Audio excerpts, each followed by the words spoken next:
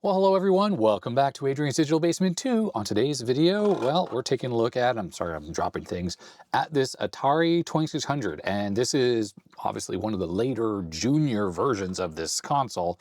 It was sent in to the channel by a viewer, Sam, on a previous Super Mini mail call.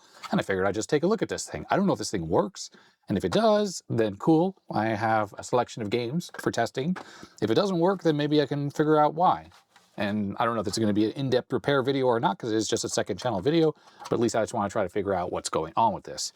So let's get started. All right, so as I mentioned, I think this is called the Junior. And one of the biggest annoyances with these consoles is this stupid DC input jack. I think they run on 9 volts, but it uses this like 3.5 millimeter jack, and I don't really have those power supplies lying around, and I didn't get the one with this. I have another Atari 2600 console, but I think I do have the power supply actually. But I think what I'm going to do is we're going to open this up, take a look inside, and I'm going to try to replace that if I can. If it has a normal footprint, then maybe I can stick a 2.1 millimeter barrel jack. Then that will be freaking wonderful. The other biggest problem with this thing is, of course, it has an RF output. That is not composite video. So it will need a mod. And I don't know, I know there's like you can buy little boards to do the mod. I don't know if that's something I can just hack into this thing or what. There's also an S-video mod you can do with these. And I know Mark over the Retro channel sells stuff, a little board that you could install into these and get much improved video over composite and S-video as well. Okay, all those screws are out. See how this comes apart. Oh, there we go. Oh, I guess some of these buttons are attached. Oh, okay. I didn't realize. No damage done. Little ribbon cable that's on there. It's just the worst. This thing was obviously built down to an extremely low cost. The earlier Atari 2600s, they were pretty complex, you know, with the build process, that is, multiple boards and stuff like that. This, on the other hand, very simple. It's so funny to look at this tiny little cartridge connector, isn't it? It's just so small. And I guess one of the problems is, like this cartridge, Yara's Revenge, it has a little shutter that covers that up. And I think you really do rely on the plastic top. These pins open the shutter. So if we pop that onto there, and now you can see that the edge connector is exposed. So that's annoying because you can't just plug that in. But that's not a big deal for a couple reasons. I have this adapter here, the Tight Cartridge Fix by Chris Cool Creations. Got this at VCF Dallas last year. And what's cool about this is it makes inserting these cartridges much easier. I don't know if it's the plastic case on the 2600 or it's the cartridges themselves, but it gets to the point where they become very difficult to insert. This, on the other hand, you just plug it in and it has a little PCB inside. Sorry, that's out of focus. It connects to the edge connector in the cartridge and then it just replicates it. And with that, I can plug it in straight into the board. So that's actually a double good. And it has the right little pins there, so it opens the shutter on the cartridges that have it. Not all of them have it, like this one doesn't even have it anyway, so that I could just plug straight into there without any issue. Definitely my full-size 2600 has that problem where some of these cartridges are very difficult to insert into it, like you really have to force them in. So this adapter was really awesome, and Chris ran into me at VCF, and he gave that to me. So this one doesn't seem to have that problem. Like that jungle hunt goes in. Yeah, all these seem to go in without any issue.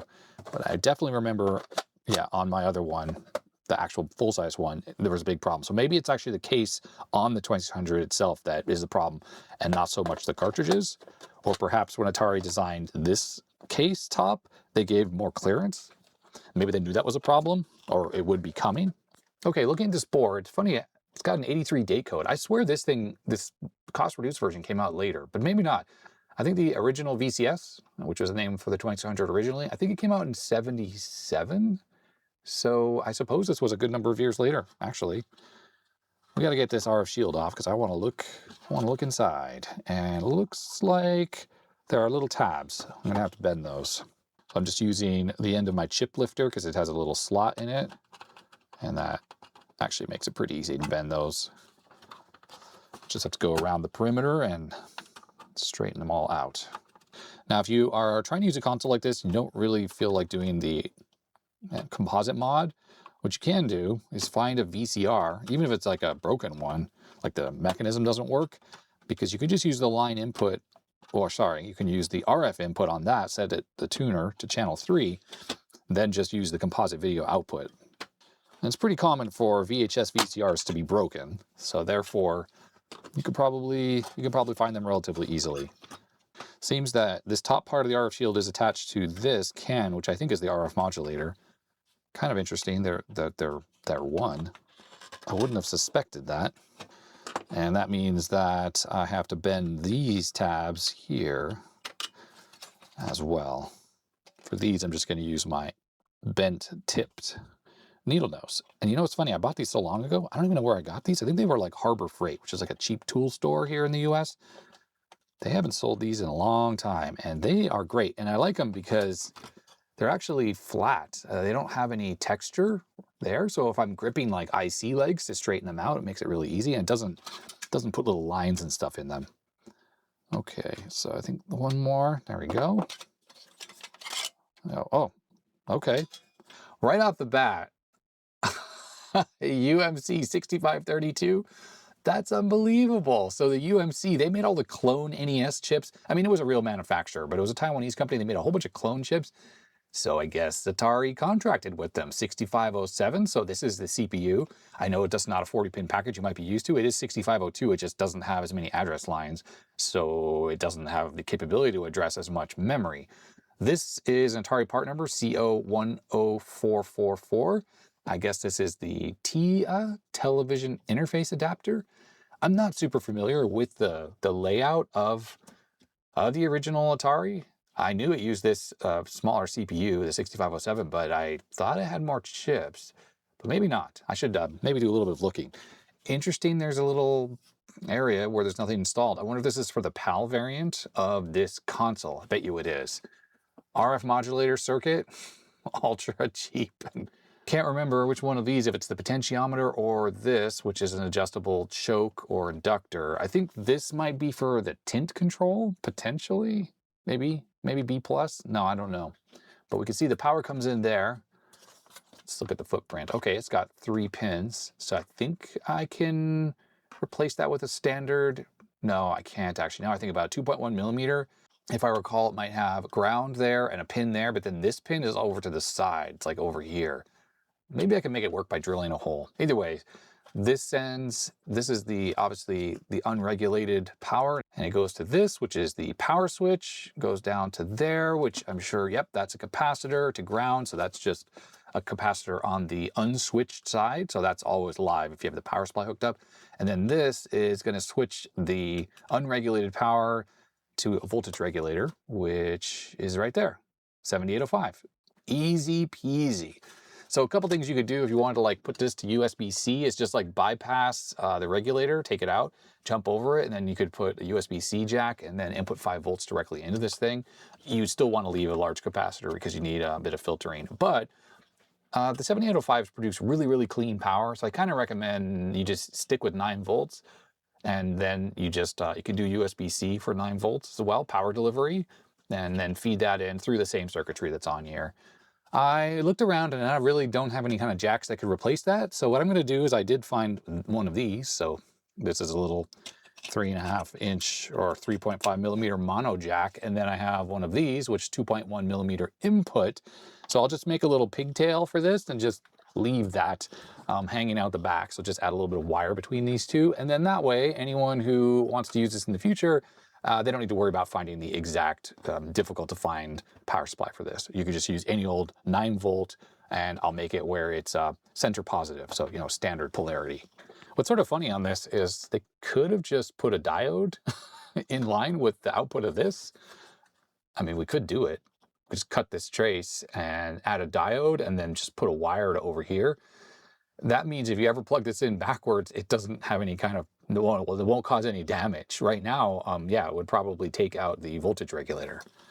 So that might be a little bit of a mod, but I'm getting ahead of myself because I think the first thing we need to do before I do any of this is let's see if this thing even works. What I know for sure is this is the unregulated side, so I can just clip my bench power supply directly onto there. Actually, I was talking about going to the regulator, but I don't need to worry about that. We'll just clip this right onto here. This is the positive side, and this is the negative side. You can tell because the negative side is connected to the ground plane.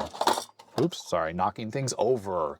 So what I'm going to do is I'm setting my bench power supply to 7.5 volts, which is pretty much, you need like 1.5 volts for the drop that this regulator is going to generate, and I'm going to set it to 500 milliamps. I saw online it said that the original power supply was 500 milliamps, 9 volts. So theoretically that should work, and I'm going to turn this on. Okay, so charged up the cap, but otherwise now it's drawing 0 milliamps. Let's turn it on. I see there's a power LED there, which does shine through here on the case. I don't think the original console actually had a power LED, did it? So that's a feature add. Wow, fancy. Okay, yeah, we're drawing 290 milliamps at 7.54 volts. Let's check this. That isn't even warm. Not even at all. Okay, so that looks good. One thing I think we need to do, I'm just gonna shut the bench power supply off. I'm gonna spray some contact cleaner into these switches, just because they're obviously going to be dirty. That as well is going to be dirty. So let's do that right now. All right, so I went off camera there because I put contact cleaner in it that's kind of toxic. So I didn't want to have that right here on the bench, but I cleaned these out a little bit. They'll move fine. And now I'm just going to drip some Deoxit into these. And I think these back ones, I don't even know what these do. Probably like game difficulty, stuff like that. What do we have on the console? On, off, color, black and white. Those are these switches. And let's see what the other ones are on the back. I gotta get the plastic shell. Oh, here we go. Difficulty AB, and the channel selector. So that's the channel selector. So we'll see if these, oh yeah, they move nice and smoothly now because the Deoxit has a little bit of lubricant in there. This one was a little hard to move. Probably never got switched very often. These probably got switched a lot. Okay, and then we have the cartridge connector here. So we'll just give this bit of Deoxit as well. We're gonna stick it in this cartridge here, Space Attack. Since it doesn't have the little door on it, grips the cartridge nice and firmly.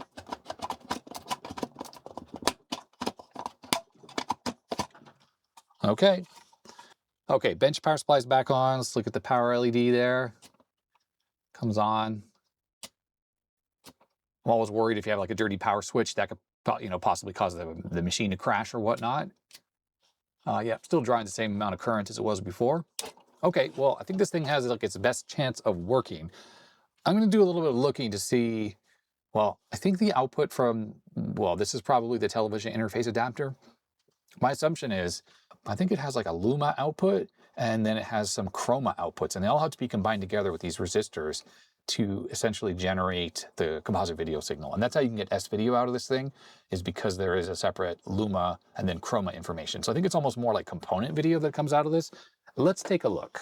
All right, so from the best of my understanding, the schematics are basically identical, even though the layout of the PCB is different between the original 2600 and this one. Apparently there was some other chip that was removed, but it was removed even on later big full-size 2600. So I found this forum post on Atari Age, and this user posted a recreated service manual, or a very easy to read service manual. So for the 2600 and 2600A. There's the original 2600, yeah, multiple PCBs in there, so it was just expensive to make. There's the one the cartridge plugged into. Look at that angled connector. Wow, that must have been expensive. Anyhow, TIA, the RAM I/O chip, and then we have the microprocessor. So there are just 3 ICs. I guess I just haven't worked inside 2600s very much. They're quite reliable, so I've never really to do any proper repairs. I think I worked on one at one point, but the only repair it needed was the composite mod wasn't done quite correctly. Okay, well, the A layout is very similar to this. Not exactly the same though. 2200 microfarad cap, I mean, it's just rearranged a little bit, but we have the same 3 ICs. We've got some switches, which of course on this PCB are that ribbon cable connector, but otherwise it looks pretty much the same. Yeah, it looks like we have revisions 14, 15, 16, and up. I wonder if it's just a later revision. There is space for a revision number right there. Someone's supposed to write that with a pen, I guess. They never did. So I don't know. Oh, maybe on the back here. Let's see. All right, so it says CO 21503 revision D. So I suppose this, I don't know, maybe the 2600A PCBs that it's talking about in the manual here were all from the full-size 2600 and not this one. I love the summary here. The VCS is a microcomputer that receives its operational instructions from game cartridges, the game console, and the player controllers. The 2600 switchboard and motherboard assemblies are housed within an outer casing or casting and are the principal assemblies addressed in the remainder of this manual. The boards are connected by 12 conductor ribbon cable, which passes not only power but also data between the two boards. So our three chips, we have the TIA, there is the CPU, and then there is that RAM IO. So the 6532 would be the RAM IO board, or chip that is. That's this one right here. This chip, apparently the 4050 was removed, but it actually wasn't on this one because it's right here. So MC, and then we have 14050. This is actually a 4050 as well, just a Motorola version. There's a revision 13 board for the full-size console. I don't know, there's probably a proper name for it. I'm just not an Atari person to really know that stuff. And yeah, we have MOS branded chip there. That's pretty funny. I was curious to know when Commodore bought MOS, and it says soon after the 6502's introduction, which was 1975. MOS was purchased outright by Commodore International, which continued to sell the microprocessor and license to other manufacturers. So back on here, we can tell that this chip here was made in the 29th week of 1981, and yep, so I think it's kind of amusing that MOS is making this custom chip with Atari's part number, aka Commodore was making that chip for them while they were selling things like the Commodore PET and the VIC-20. Anyhow, here is our schematic. This is going to be relevant for this board. And yeah, I forgot that the 6532 is the Riot chip. So this has a little tiny bit of DRAM in it, and it also connects to the address bus, the data bus, and then a bunch of peripheral controller I/O lines. So these are the buttons, and then the controller inputs as well. And then as for the television interface adapter, let's see, where's the composite video out? So this is the composite in, and it's gonna have the audio mixed in already. So it looks like the audio comes out. This is gonna be just normal audio, but then it goes through a couple caps and it is pulled up to 5 volts. And then this circuit here is gonna be an oscillator circuit, a tunable one, that's gonna apply some kind of intermediate frequency to the audio. And then that makes its way into the RF modulator. And you notice it's just mixing it together with the video. And indeed, there's our video. So we have sync, and then Luma 0, Luma 1, and Luma 2, and then we have color. I'm pretty sure if we, well, say remove resistor 209, this 1.8K, or whatever the equivalent is on this one, that will disconnect the audio from the video circuit, and theoretically, you could just disconnect the input into the RF modulator, and depending on what the values of these resistors are, they're probably not correct for good composite video, you could just pick up the video right from this. Now, the Luma signals are different brightness levels that the TIA can produce, and you got to have sync mixed with Luma. So these 4 pins together, which are all pulled up to 5 volts, I can see here, that would be your Luma for your S video. And I guess I was wrong saying it was component output. I was misremembering that, because the color signal entirely is separate, and that's pin 9, and that would be your chroma. So that's how you get S video out of this thing. One thing I'm noticing is this uses the DC 9 volt unregulated input. What does this do? This is probably what adjusts the tint. That would be that adjustable potentiometer. That's interesting. I wonder how that works exactly. And why would it be using unregulated 9 volts? But I suppose, yeah, okay. Well, anyways, it does. So maybe feeding 7.5 volts into this doesn't necessarily work properly. And you have to be careful not to feed in more than 9 volts, because maybe you'll damage something. I mean, just going through a resistor here and then a potentiometer, but yeah, I don't know. Interesting. Noticing there's 2 different 5 volt power supply rails. There's A and B, and the only difference is it goes through an inductor. Where are these used? There's A. B is here on the Luma signal. A is used for this tint control. I'm looking here. It looks like the Riot is running on B. So is the CPU, but so is the Luma output. So it really seems that A is used there, but everything else is B. Oh, there's A as well on the RF modulator. Looks like A is also used for the controllers, but everything else is B, all the digital logic. I'm not really smart enough to understand why adding just a little inductor there would somehow make a difference between these two voltage 5-volt rails. I did a real quick search for simple DIY composite mod for the 2600. And we're back on Atari Age again. And it looks like, well, let's take a look at this image in a new tab so we can zoom in on it. Definitely looks like this is the frequency oscillator that's used for the intermediate frequency for the audio. So that just gets removed entirely. And you also remove the resistor that joins the audio directly to the video, and you remove this resistor and that cap, and this goes to the RF modulator. Now the modulator, at least here, is still connected. Okay, so that's the first part of the mod, but if you're conservative and remove the following components only, and then what you need to do is design a little video amplifier, because yeah, I'm sure the levels are wrong that go into the RF modulator. And it looks like you're using a little trimmer here just to kind of adjust, and a simple 2N3904. I might build this up and just sort of have it floating in the air. I don't know. Okay, I sort of gone off topic here, and I think I need to just power this up and put a game in here, and we'll just look at the output of the TIA using the oscilloscope, and we'll just see if we have the activity that we expect from a normal working console. That's the easiest way to tell if this is working before even hooking it up to anything. All right, I'm going to be using this oscilloscope since it's just quick and easy, and I just have it sitting right here. Let's try to move stuff out of the way. The bench is covered in cartridges. We're going to plug the ground for the scope into the ground on the cap. And for our TIA, sync is on pin 2, then it's 7, 8, and 5. Those are all of the various Luma signals, but we want to pick it up basically going into the RF modulator, which is this circuit right here. My assumption, I know pin 2 is the sync output, so it goes through this resistor. So this is probably going to be connected to some of these resistors here, which are probably those Luma levels.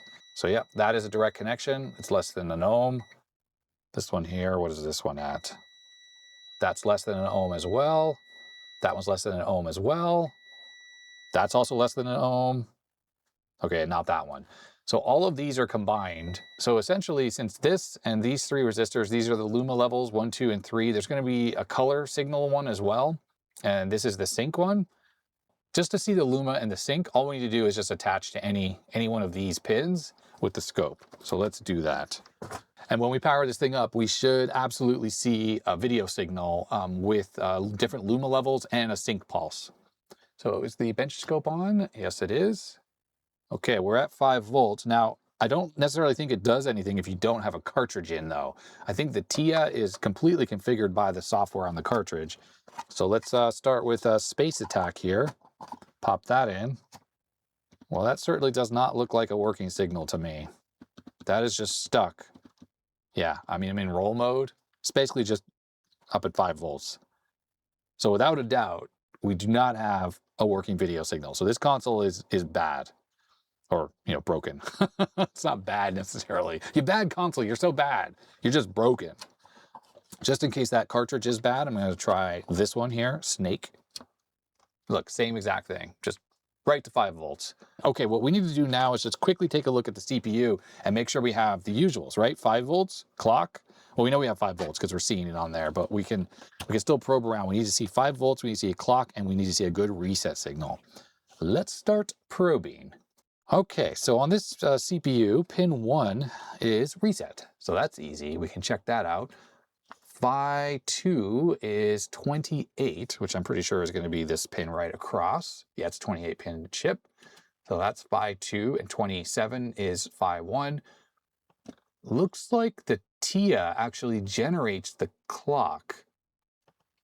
Okay, so pin 4 of the TIA, which is this chip, is actually the clock output. And the clock circuit on here is over here, 3.57957 whatever megahertz. And there's a couple, or at least one of these transistors is most likely going to be used for that. Okay, so I think we kind of got a little bit of info. So let's start by looking at the reset signal. So when we turn this on, reset is low. So when this is in reset, it's low, and then it should go high. So, yep, that's a good reset signal. So it actually stays in reset for a second. Watch. Click. Okay, we had a little pulse there. It's probably a dirty switch. How funny, it like double pulses. Not that time. I have a feeling this switch is slightly dodgy. Oh yeah, look at that. Boy, I kind of exercised that and turning the power supply off. Get in there, Deoxit. Do your thing. It might need to be taken apart entirely. All right, let's check that reset, see if it's still sort of dodgy. And I mean, because it shouldn't pulse like that. If I poke it, it's fine. Oh, I think that helped. Okay, anyways, reset. Perfect, looking good. Now we gotta go for our clock. So Phi 2 is the output from the CPU. The clock goes into the CPU and comes out. Let's see what that looks like.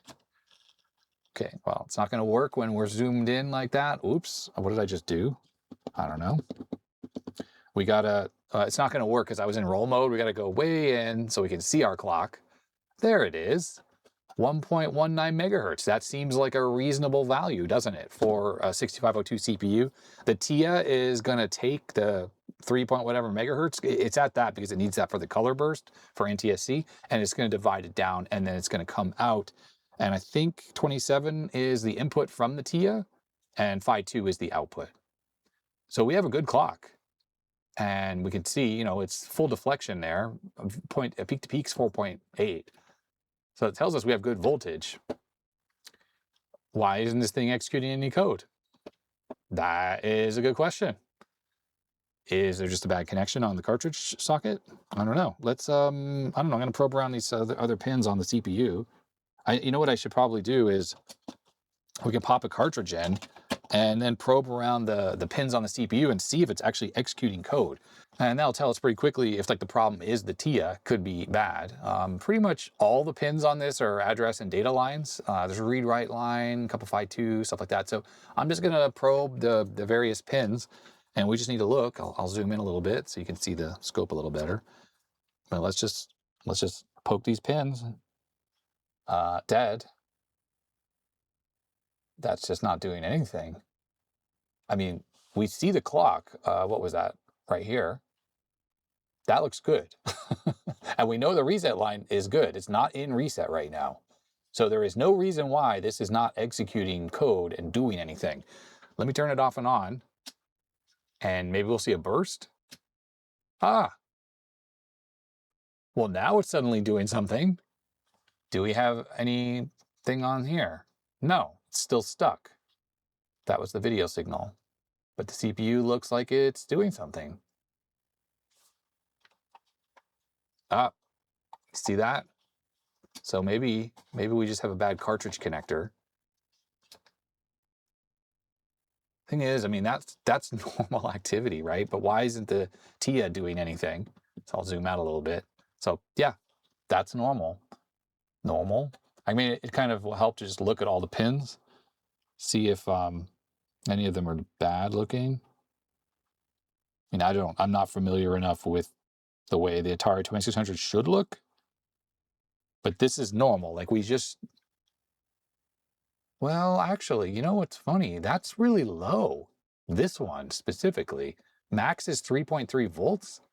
Let's move the trigger point down so it's, yeah, peak to peak is 3.3 on that line. Oops, I just shorted that line together with the next pin over. We'll turn the power off and on. Let's check that again. 3.3? This one's 3.8. It's a little better. 3.7. So I'm wondering, I bet you the TIA is on all the address lines and all the data lines. So maybe it's bad. I mean, it's generating a clock, so it's not so bad. But these do look like, let's just check our 5-volt signal. That's unregulated. There's our 5 volts. Yeah, so we're getting 5.2 volts out of the regulator. And this is not the most accurate, using the scope this way. So the regulator is working.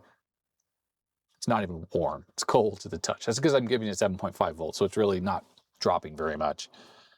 I'm just glancing at a schematic. It looks like these pins here are the data bus, and this is all address bus. So kind of starting over here, and it wraps around. That's just weird. What's happening on these pins? I don't see how that could be valid. That looks normal. Again, the voltage is a bit better over here. We're at 4.6 volts peak to peak. I mean, there's overshoot and stuff, so it's really more like 4.3, but Maybe the CPU is bad. UMC's chips are pretty reliable. So this is the data bus. I don't know. Not familiar enough, like I said, with this system to know how it should look. Oh, hold on a second, everyone. I thought, these are pull-up resistors. So this is just a 5-volt rail. And this, because I looked at the schematics and I saw the schematics has pull-up resistors. This is the sync pulse, and that's working. So there's our sync, horizontal sync, and there's going to be occasional ones that go by that are going to be vertical sync pulse. And then these are luma levels. So I think it's showing something. Yeah, these are scan lines. Oh, this is working. Yes, look at that. Yeah, yeah, without a doubt. Yeah, in fact, this right here, I guess I don't really know the schematics of this properly. This is all of the stuff combined, because there's the sync pulses, and that is luma level stuff. So this game is running right now. So this thing does work. Let's turn it off and on. Okay, and I was curious if there's no cartridge in, and does the TIA output a sync signal? Oh, it still does. Just probably shows garbage or something. Let's try this space attack and make sure, and let's see if that works. Huh. I guess it's showing a black screen. That doesn't look like it's showing anything right now. This cartridge may not work as well. Yeah, it actually feels like it's displaying something bright and then it drops down. We're not going to see the color information, by the way. That's on a different signal. So this is luma only. Okay, I think this cartridge is bad. Or that's just what it shows. I don't know. Let's try Astroblast. See if this does anything. So again, I'm picking it up right here. I'd say that's not working. So again, we could have dodgy cartridge connector or cartridge. Oh, we lost the sync. No sync at all. Oh, there we go. That's definitely a working game. Look at me saying that the console was bad, when the reality was it was fine. I mean, I was just looking at the wrong video signal output. I'm glad I didn't actually, jump to any conclusions. It's just not having the actual schematic for this that makes it a little bit hard to see, because all of the markings that are on the board don't match that one we were looking at, the schematics that is.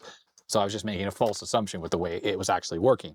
But I saw on the schematic there were pull-up resistors to 5 volts for those video output lines we were looking at, and those are those resistors that were all common together. They were common to 5 volts. So I was still able to tell that at least the CPU was executing code. It looked like it was, at least, and the reset was good, the clock was good. So we had a lot of things going for this thing. The voltage was good as well. So let me grab a VCR, and I'm going to plug the RF output that I have a cable hooked up to now so we can see this thing working. And I'm going to use this crusty old Panasonic VCR. It's all like worn out and stuff, but this thing actually totally works perfectly. This is the one that had a microcontroller inside. I think it was used for like duplication, and it was a way for them to be notified when it was finished with the tape. So I don't know how many zillion hours this thing has on it, but it still plays tapes without any problems. And of course, at this point, we are only going to be using it for the RF in and composite and audio out. All right, so that is the VCR. Let's change this to channel 3. There are no channel buttons on this VCR. That is junk. So I gotta find a universal remote to change the channel. Okay, here we go, I found it. Oh, channel 3 is already set. Let's turn this on. I gotta turn on the power supply again. Okay, cool, black screen because I don't have a cartridge connected right now. So we'll turn that off. Let's put in, a little bit of snow there. Let's put in this cartridge from Chris here. And we'll try this one here, Berserk. I don't know. Oh yeah, well that looks frankly terrible. I mean, the VCR, okay, we just have a bad connection on the RCA jack on the actual console. How about I add a little deoxit? I think it's the center conductor that's probably the problem. I mean, using an RCA jack for RF is just a recipe for badness. Yeah, it's just not great. Not great at all. Okay, well, it's about as good as it's going to be. And I mean, the color looks terrible, but that's, oh, this just looks bad. Let's change the channel on the VCR.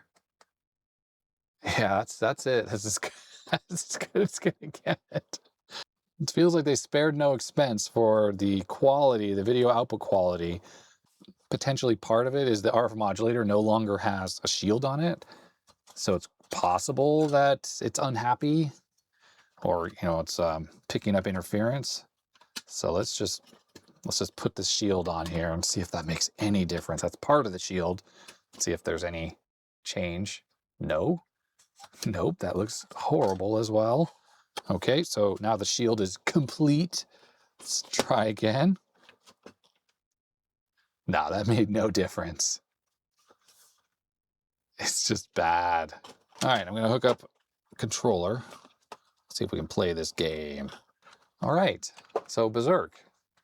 I don't have the audio hooked up, so let me do that. I'm using an NES controller, by the way. Wait, what happened? Oh, he touched a wall that took him out. Oh, yeah.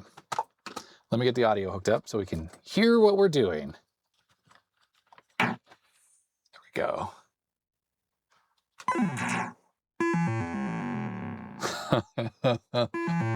Oh, Atari.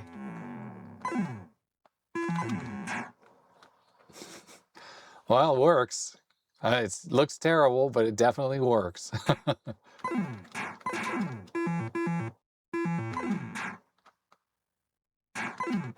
Cool. I don't know if there's like a map. You should go a certain direction with this game. Great AI. That's super funny.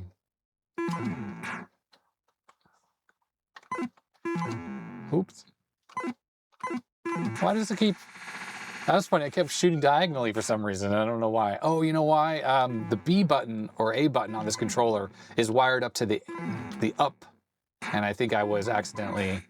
I think I was pushing both buttons simultaneously. Okay, so Berserk works well. How about Donkey Kong? ColecoVision, and it has a different cartridge case as well. Yeah, very nice. I mean, it's, you know, the implementation. You know, if I had one of these consoles, I'd be happy with this.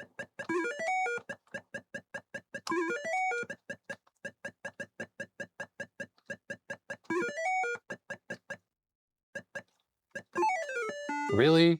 Boy, that hitbox. It's hard to play because I'm playing through OBS, like for capturing, and it... Oh, wow, that's obnoxious. And there's quite a bit of delay. Okay, Berserk works. And Donkey Kong works. How about Moon Patrol? I picked all the cartridges. I have a bunch of cartridges, and a lot of them are like games that I've never heard of or care to play. Okay, so this actually uses up to jump, which is perfect because I can push the button on the controller, the one I have wired to the up. Okay, there we go. So yeah, B is fire, A is jump. This actually has music while the game is running. Nice. Can you shoot the rocks? Oh, you can shoot the rocks. Okay, let's turn the sound up a bit.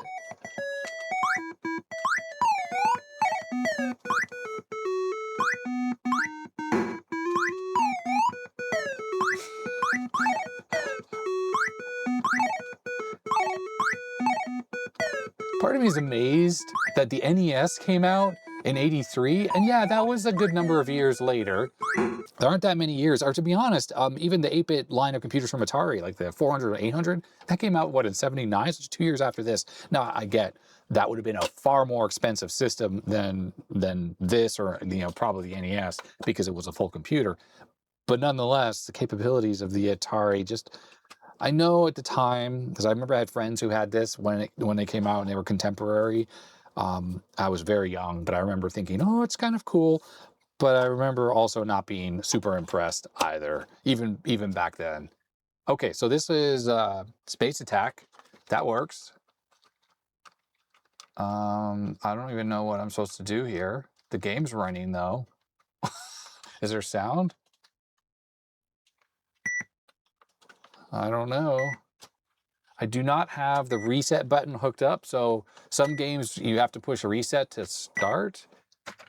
What's the other button on here? Is it start? Oh, select. So maybe you have to push select to actually start. But okay, but at least that game works. So I'm really kind of using this as well to test out which cartridges are bad. How about Snake? It's got 3 S's. Let's see what this is all about. Okay, I thought this was like the Nokia Snake game, maybe. Maybe it's not. I think I have to push a... Really?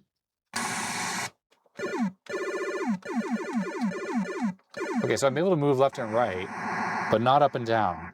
Does this require a paddle? Oh, I see. So it looks like the way this works is... Okay. You can move up and down when you're touching the sides.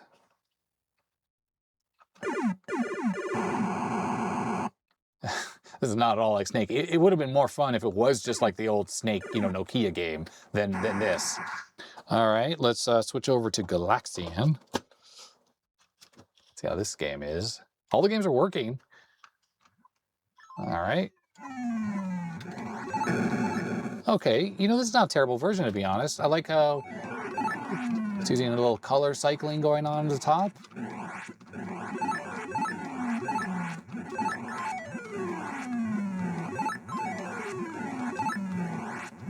It's funny, I've like did that video on the second channel, I think, where I had Galaxian on the NES and I modified it. You know, that version of the NES is a very early game, like I think 1983, but a very faithful translation of the arcade game. Now, it was a Famicom only game released in Japan. I don't think it was ever even released in the US. This, it's playable. It's certainly not faithful to the arcade, unlike the NES version, but not bad.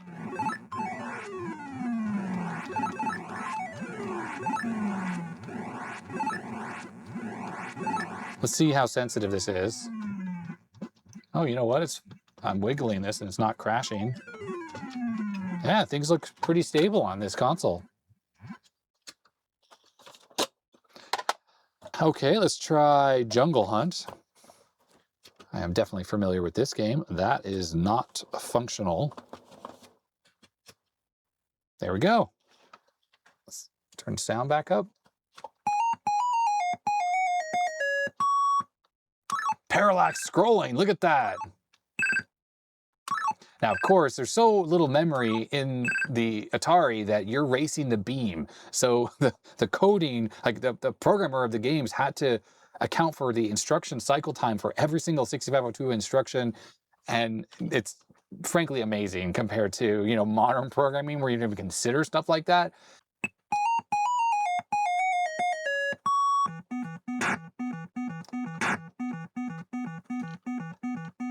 You gotta get air.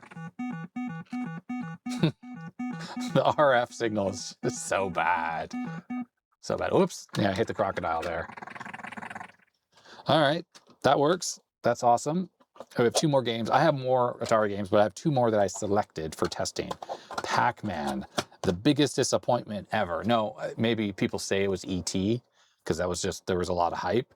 But with Pac-Man, I think the disappointment was they wanted the arcade experience and they got this.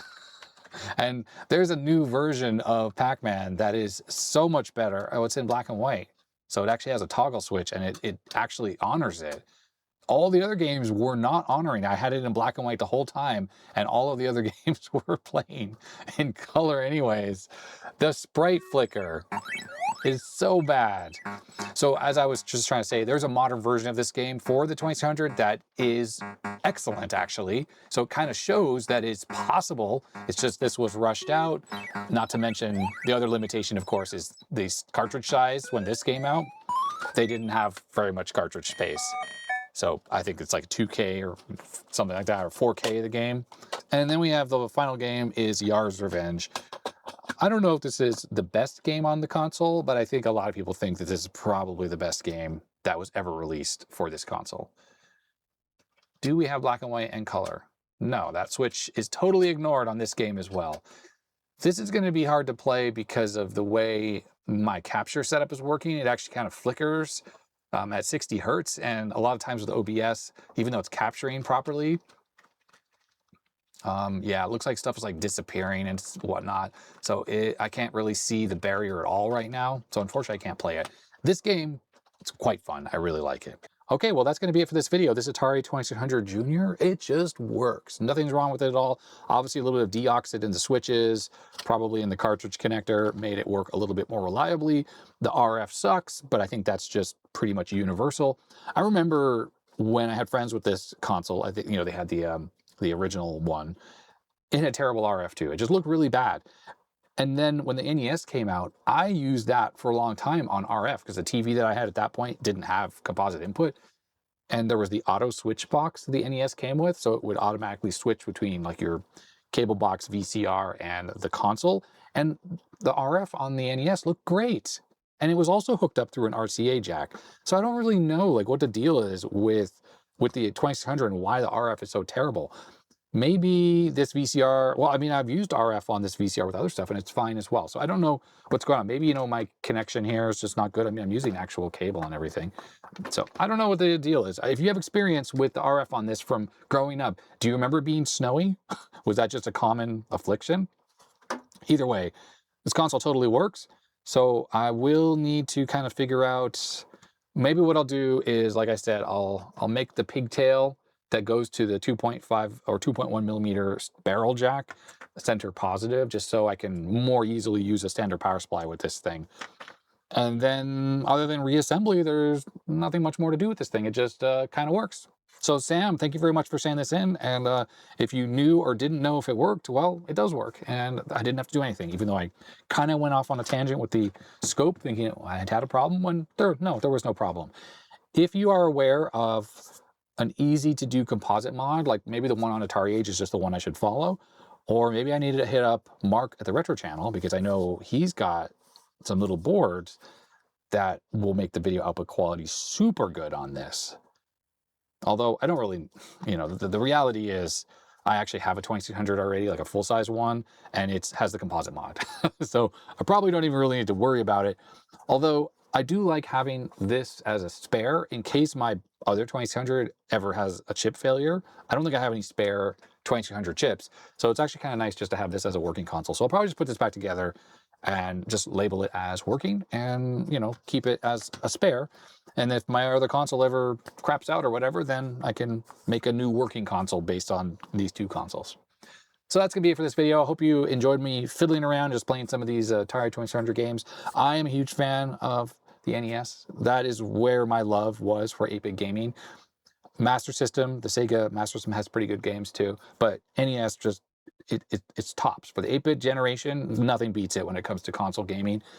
And in my opinion, the reason why is because of the way Nintendo designed the cartridges, where there's the character ROMs and the program ROMs, and that allowed for mappers to extend the capabilities of the console so far.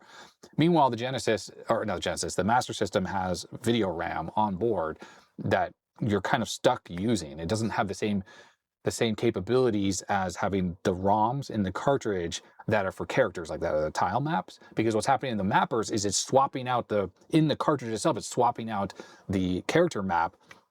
And it can do that at, like, you know, 60 frames per second if you need to, based on the mapper that is. And it allows for like animations and tile maps without needing the CPU to even do anything. Meanwhile, on the Sega Master System, everything that's displayed on screen has to be put into video memory by the CPU. It's more like a computer, to be honest, the Master System, than the NES. The NES has that weird thing going on with the character ROM program that make it pretty unique. And it was very forward-thinking by Nintendo, and that allowed the whole mapper situation that really you never got with anything else, any of the other 8-bit systems. You might have like bank switching in the cartridge, but that's about it. Just larger program ROMs versus what you can do in the NES. So pretty cool stuff. But yeah, it's neat to have this, and thanks again, Sam. And if you enjoyed me fooling around, thumbs up. If not, you know what to do. And I guess that's going to be that. So thanks to my subscribers, thanks to my patrons, and thank you to you. So stay healthy, stay safe, and I'll see you next time.